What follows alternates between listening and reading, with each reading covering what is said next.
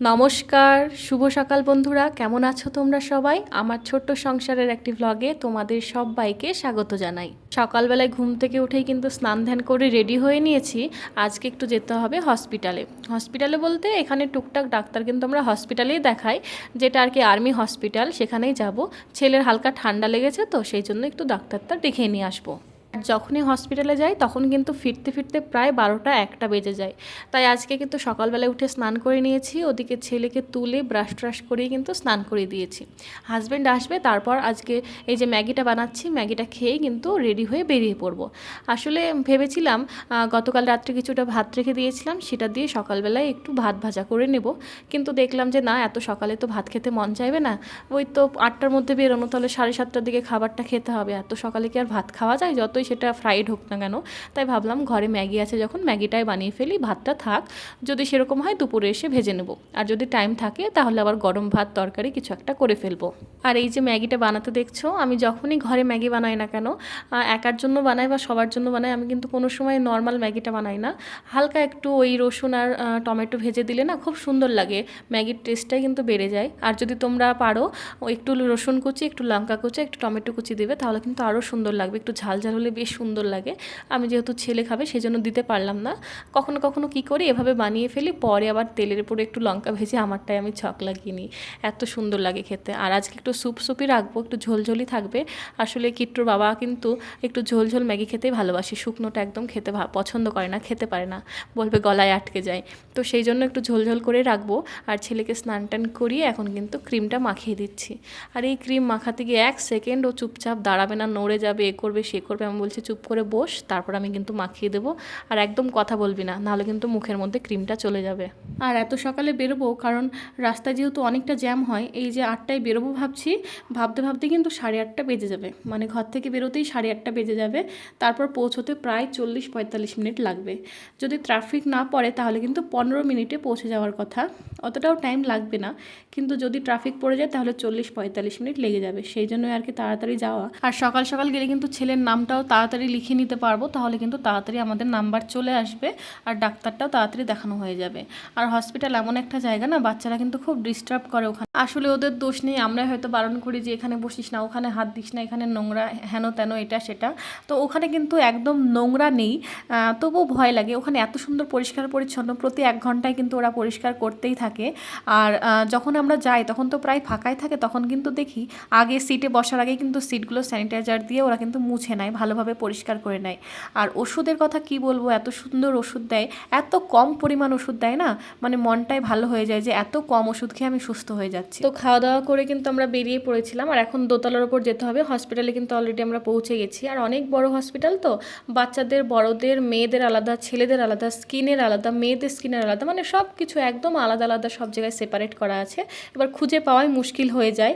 যাই হোক, ওখানে স্টাফদের জিজ্ঞাসা করে করে আর কি যাওয়া হয়। ছেলের ডাক্তারের জায়গাটা তো আমাদের একদম মুখস্থ হয়ে গেছে, যেহেতু আমরা যেতেই থাকি। আর ছেলের ওষুধ একটাই কিন্তু দেয়, সেট্রাজিন, সর্দি কাশির একটা ওষুধেই ভালো হয়ে যায়। আর যখন ওয়েস্ট বেঙ্গলে আমরা ছিলাম তখন ছেলের হালকা সর্দি কাশিতে যে কত পরিমাণ ওষুধ আমরা খাইয়েছি, মানে ডাক্তারে দিয়েছে, আমরা খাইয়েছি। বা ডাক্তারের দোষ না আমাদের দোষ বলে বোঝাতে পারবো না, কিন্তু এখানে এসে বুঝছি, হে ভগবান, এত ওষুধ আমি কেন খাওয়াতাম ছেলেকে, যখন একটা ওষুধ খেয়ে ছেলে সুস্থ হয়ে যাচ্ছে। তো কি আর বলবো সেই ব্যাপারে। আর এখানে যে পার্কে বসে আছি, আর এই ওষুধ নিয়ে কিন্তু আমরা চলে যাব সোজা ক্যান্টিনে। তো ক্যান্টিন থেকে বাজার টাজার করে আবার চলে এসেছি ঘরে। তো চলো তোমাদের সাথে শেয়ার করি আসার সময় কী কী কিনে আনলাম। আসলে যাওয়ার একদম প্ল্যান ছিল না, হাজব্যান্ড বললো চলো, তাড়াতাড়ি যেহেতু ডাক্তার দেখানো হয়ে গেছিলো 10:30টার মধ্যে, সেজন্য বললো চলো, আমিও অফিসে কিছু কাজ আছে, তুমি ক্যান্টিনের জিনিসগুলো নিয়ে নেবে, আসার সময় একসঙ্গে দুজনে মিলে চলে আসবো। তো ছেলের জন্য ওই যে কেকগুলো নেওয়া হয়েছে, আর একটা বারবনের বিস্কুট নেওয়া হয়েছে, তার সঙ্গে চকলেট নেওয়া হয়েছে, আর এই যে ওয়াফলিগুলো ও খেতে ভালোবাসে। আর এই বিস্কিটগুলো কিন্তু আমাদের জন্যই নেওয়া হয়েছে। আমাদের জন্য বলতে ঘরে কিন্তু বিস্কিট না থাকলে সমস্যা হয়, কেউ কখন আসলে কিন্তু হট করে বিস্কিটটা ফুরিয়ে গেলে মুশকিল হয়। আর যেহেতু এখানে কেউ আসলে ওই চা বিস্কিটটা দিতেই হবে। আর এখানে নরের 2টো স্যুপ নিয়েছিলাম, টমেটো স্যুপ, আমরা খেতে খুব ভালোবাসি টমেটো স্যুপ, অনেক দিন পর মানে পেলাম, অনেক দিন খাওয়া হয় না। আর তার সঙ্গে কয়েকটা পপকর্নের প্যাকেট নিয়েছিলাম। এগুলোই আসলে ক্যান্টিনে, এই যে আর্মির এই জায়গাতে আছি, ফৌজে আছি, এগুলোই কিন্তু থাকার একটা মজা। এইসব খাবারগুলো কিন্তু খুব অ্যাভেলেবল হয় এখানে, আর গেলেই নিয়ে আসা হয়। আর হাজব্যান্ড যখন যায় তখনও নিয়ে আসে। আর এই যে বিয়ারের 2টো শ্যাম্পু আমার জন্য নিয়ে এলাম। আর তারপরে এই যে কেকটা এখানে পড়ে আছে, যাই হোক। তারপর কিন্তু আরও কিছু বিস্কিট আমরা নিয়েছিলাম। অনেক সময় কি হয়, মাসের প্রথমের দিকে বিস্কিট অল্প অল্প তুলে প্রথমের দিকেই ফুরিয়ে যায়, লাস্টের দিকে আর মানে ঘরে থাকে না। তখন হয়তো কেউ ছুটি থেকে আসলো, তাকে চা বিস্কিট দিতে হবে, তখন হয়তো থাকলো না, বা হঠাৎ করে কেউ ঘরে চলে এলো, তাকে দিতে হবে, থাকে না। সেই জন্য এবার আর কি একটু বেশি করে বিস্কিটটা এনে রেখেছি, যদিও আমরা সেভাবে বিস্কিটটা খাই না। তো ঘরেই থাকবে, লাস্টের দিকেই কিন্তু খাবো। আর তার সঙ্গে দুটো সর্ষের তেল এনেছিলাম, ওইটা একটা হাজব্যান্ডে ইউজ করে, আর একটা কিন্তু ওই যে কি বলে ঠাকুরের কাছে রাখবো। আর এই সর্ষের তেলটা কিন্তু রান্নার জন্য। আর আমি এখান থেকে নিয়েছিলাম একটা লিকুইড কাজল আর একটা কিন্তু আইলাইনার। লিকুইড কাজলটা কিন্তু আমি আমাদের ওইদিকে পাইনি, আমি দেখতাম অনেকে ইউজ করে, তো আজকে ক্যান্টিনে পেয়ে গেলাম, সেই জন্য আর কি নেওয়া। খুব সুবিধা হবে, মানে কাজল হিসেবে ইউজ হবে, আবার লাইনার হিসেবে ইউজ হবে, অনেকটা পেনের মতো চিকন মুখটা। পরে তোমাদের নিশ্চয়ই দেখাবো। আর তার সঙ্গে ঘরের দুটো লাইট নষ্ট হয়ে গেছিলো, সেই জন্য আর কি লাইটগুলো নেওয়া হয়েছে। আর এই যে অল আউট দুটো নেওয়া হয়েছে। এখানে তো জানোই প্রচুর মশা, কি বলবো, ঠান্ডা গরম মানে দুটোই একসঙ্গে থাকে, ঠান্ডাও থাকে গরমও থাকে, সেজন্য মশা, মাছি, সাপ, পোকামাকড় সবই দেখা যায়, সব সময় কিন্তু সব দেখা যায়। আর এই যে ছেলে খেয়েছিল একটা কিন্ডার জয়, তার সঙ্গে এই পুতুলটা পেয়েছিল। তো এই বাজার, আরও কিন্তু বাজার আছে যেগুলো কিন্তু মানে ব্যাগে আটেনি, হাজব্যান্ড অফিসে রেখে এসেছে, বিকেলবেলায় নিয়ে আসবে, পরে তোমাদের সাথে শেয়ার করব। আর আমার চোখ মুখ দেখে নিশ্চয়ই বুঝতেই পারলে আমি ঠিক কতটা ক্লান্ত। এখন বেজে গেছে প্রায় 1:10-15 মতো। তো হাজব্যান্ড বললো আর রান্না করো না, ভাতটা যখন আছেই ওটাই হচ্ছে ভেজে নাও। তো হাজব্যান্ড এখানে বসে বসে আলু পেঁয়াজগুলো কুচি কুচি করে কেটে দিচ্ছে। তো আমি আলুটা দেখতে গিয়ে বাপরে, আমি এত বড় আলু দেখে অবাক হয়ে গেছি, যে যেহেতু ভাতের মধ্যে এগুলো ভাজা হবে, তো আলুটা সেদ্ধ করতেই প্রচুর টাইম লেগে যাবে। আর ও কিন্তু বুঝতে পারেনি আসলে উল্টো দিক করে কেটেছে, সেই জন্য অত লম্বা লম্বা হয়ে গেছে। তো যাই হোক, যা কেটে দিয়েছে আমার অনেক হেল্প হয়ে গেছে ততক্ষণে। ও যতক্ষণে সবজিগুলো কেটেছে, সবজি বলতে পেঁয়াজটা আর আলুটা, বেশি কিন্তু সবজি নেই ঘরে, মানে গাজরটা নেই, ক্যাপসিকাম আছে, কিন্তু ক্যাপসিকাম দেবো না। তো যতক্ষণে ও কেটে দিয়েছে ততক্ষণে আমি কিন্তু ঘরটারগুলো একটু ঝাড়ঝুট দিয়ে নিয়েছি। আর এই যে এখন ডিমের অমলেটটা বানিয়ে নেব, মানে ওই ভাত ভাজার মধ্যেই দেওয়া হবে আর কি।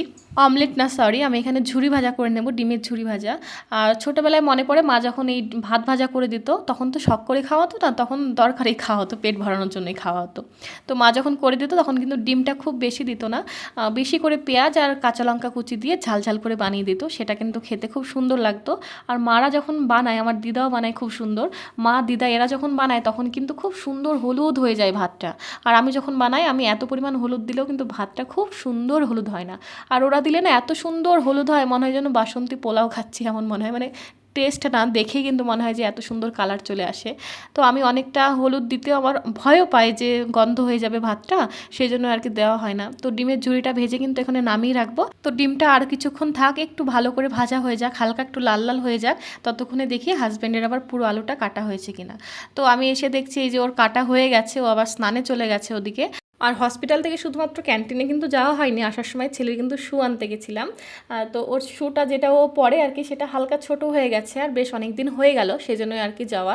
তো শুটা নিতে গিয়েও বেশ খানিকটা সময় লেগে গেছে। আর ওখানে কিন্তু ও ঝামেলা শুরু করে দিয়েছিল, যেখানে শুয়ের দোকান, সেখানে কিন্তু অনেক ধরনের বাচ্চাদের খেলনা রাখা হয়েছিল। মানে দোকানদাররাও এত পরিমাণ চালাক না, একটা জুতোর দোকান, সেখানেও বাচ্চাদের খেলনা সামনে ঝুলিয়ে রেখেছে, মানে বল, তারপরে যে ফু দিয়ে ওড়ায় না, বাবলসের মতো হয়ে যায় ওইগুলো, অনেক রকমের জিনিস রেখে দিয়েছে, ছাতা রেখে দিয়েছে, ছাতাটা ঠিক আছে, কিন্তু ওই যে খেলনাগুলো রেখেছে, আমার কিন্তু দেখেই রাগ হচ্ছিলো, হে ভগবান, জুতো কিনতে এসেছে সেখানে এসেও ছেলেকে খেলনা কিনে দিতে হবে। তো ছেলেকে অনেক ভুগিয়ে ভাগিয়ে কিন্তু কিনে দেওয়া হয়নি, যেহেতু এখানে প্রচুর পরিমাণে খেলনা জমে গেছে। আর এখান থেকে চলে যাওয়ার সময় সব কিন্তু ছেড়ে যেতে হবে, অত গাড়ি তো নিয়ে যাওয়ার মতো জায়গা নেই। আর ট্রেনের মধ্যে কি আর অত জিনিস নিয়ে যাওয়া হয়, প্রচুর গাড়ি হয়ে গেছে, 1 কার্টন কিন্তু ভাঙাচোরা গাড়ি আমি অলরেডি বাংকারে তুলে দিয়েছি, মানে না হলে ও ঘরের মধ্যে খুব নোংরা করতে থাকে, সেজন্য আর কি যেগুলো ভেঙে ভেঙে ফেলেছে সেগুলো ওপরে তুলে দিয়েছি। এখনও 2 কার্টন কিন্তু খেলনা, মানে ছেটাতেই থাকে আর আমি গোছাতেই থাকি, সেই জন্যই আর কি আমি ওর বাবাকে বলি যে এখন যে কটা দিন আছি, যত মানে গাড়ি কিনে না দেওয়া হয় ততই ভালো। আর তার সঙ্গে তো একটা কিন্ডার জয় নেওয়া হয়েছিল, ওর মধ্যে তো একটা কিছু পাবি, ওটা দেখে কিন্তু ও খুশি হয়ে যাবে, সেই বলেই কিন্তু মানে ভুগিয়ে ভাগিয়ে ওকে আনা হয়েছে। মানে ও কিন্তু খুব জেদ ধরে দিয়েছিল যে একটা বল নেবে।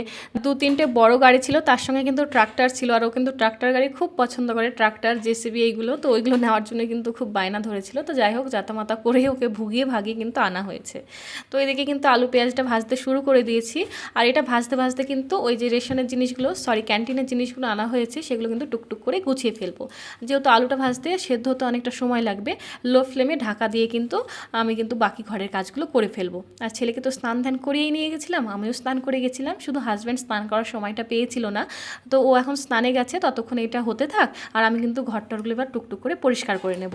তারপর এসে দেখি আলুটা বেশ ভালোই সেদ্ধ হয়ে গেছে আর অনেকটা মুচমুচেও হয়ে গেছে। আমার আসলে আলু ভাজা একটু মুচমুচে হলেই ভালো লাগে খেতে, তো একটু মুচমুচে করে ভেজে নিয়েছি। আসলে লো ফ্লেমে দিয়ে রাখলে না একটু মুচমুচেই হয়ে যায়, নরমও হয়ে যায় আবার মুচমুচে হয়ে যায়। এবার ভাতটা অল্প করে দিয়ে কিন্তু আগে একটু মিক্স করে নেব, তারপর কিন্তু পুরো ভাতটা দিয়ে দেবো। মানে কালকে রাত্রে কিন্তু ভাতটা করার সময় ভেবে রেখেছিলাম যে সকালে হয়তো ভাতটা ইউজ হয়ে যাবে, যেহেতু ডক্টর দেখাতে যাব সকালে ব্রেকফাস্ট বানানোর সময় পাবো না, তাহলে ভাতটা ভেজে নিলে খাওয়া হয়ে যাবে। কিন্তু ভাতটা দুপুরে কাজে লেগে গেল, সকালে তো বানানো হয়নি, ম্যাগি বানিয়েছিলাম, সকালে তো ভাত খেতে একদম মন চাইছিল না, সেই জন্যই আর কি দুপুরে অনেকটাই কাজে লেগে গেল, নাহলে সেদ্ধ ভাত করতে হতো, যেহেতু একটা পার হয়ে গেছে। আমাদের তো খিদে পেয়েছেই, ছেলেরও খিদে পেয়ে গেছে। আর ছেলের খিদে পেয়েছে বলতে হসপিটালে আমরা যখনই বাইরে কোথাও যাই ওর জন্য কিন্তু আঙুর নিয়ে যাই, ও কিন্তু চুপচুপ করে বসে বসে খেয়ে নেয়, বেশ ভালোই হয়, বাইরের কোনো খাবার খাওয়ার জন্য একদম জেদ হয় না। যেহেতু হসপিটালেও ক্যান্টিন আছে, সেখানেও কিন্তু প্রচুর চিপস চকলেট এগুলো কিন্তু ঝোলানো থাকে। এদিকে ভাতটা রান্না করার পর কিন্তু আমরা খাওয়া দাওয়া করে ঘুমিয়ে গেছিলাম, যেহেতু সকাল থেকে অনেকটা পরিমাণে ক্লান্ত হয়ে পড়েছিলাম। আর তারপর আর ভিডিও করা হয়নি। এই যে সন্ধ্যাবেলায় হাজব্যান্ড অফিসে গিয়েছিল, আবার আসার সময় এই যে বাকি জিনিসগুলো নিয়ে এসেছিল। এখানে একটা কমফোর্ট আছে আর এখানে আছে একটা আলু ভুজিয়া। এই ভিডিওর কাজ শুরু করে না অনেক রকমের খাবার খাওয়া কিন্তু আমার বন্ধ হয়ে গেছে, মনও চায় না। তো আজ যেহেতু নিজেই ক্যান্টিনে গিয়েছিলাম, এটা দেখে কিন্তু নিতে মন চাইলেও তাই আর কি নিলাম। আর তার সঙ্গে আছে একটা ওই বাসমতি চাল, এটা 1 কিলোর চালটা আসলে ওই ফ্রাইড রাইস বা বিরিয়ানি তো সেরকম খাই না আমরা, যেই চালে ভাতটা খাই সেই চালে কিন্তু বিরিয়ানিটা খুব সুন্দর হয়, সেই জন্য ওই ফ্রাইড রাইস করার জন্য কিন্তু নেওয়া হলো। আর তার সঙ্গে একটা এখানে খেজুরের প্যাকেট পাওয়া গেছে, আর নিয়েছিলাম কয়েকটা ওই ম্যাগির প্যাকেট, কয়েকটা বলতে 4টে আছে, হ্যাঁ 4টেই আছে এখানে ম্যাগির প্যাকেট। তো চলো ভিডিওটা এখানেই শেষ করি, তোমরা সবাই সুস্থ থেকো, ভালো থেকো, একে অপরের খেয়াল রেখো। আজকের মতো চলি, টাটা।